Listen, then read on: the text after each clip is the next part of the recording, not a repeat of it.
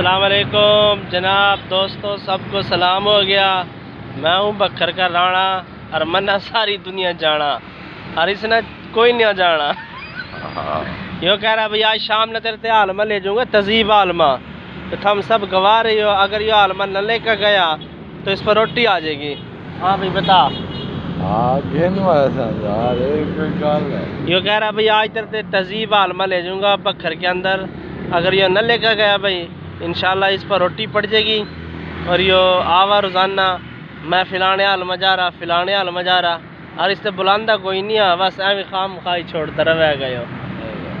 नहीं ये भेड़ा क्या मैं को नहीं पता जीरू तेरा आराम की ताकत भेड़ा ना है तेरा ना ही दादे दा तुम्हारा तो ना ही कोनी थक जानते ही कोई कोनी आराम की ताकत इवें ना आखा कर तुझे रहना।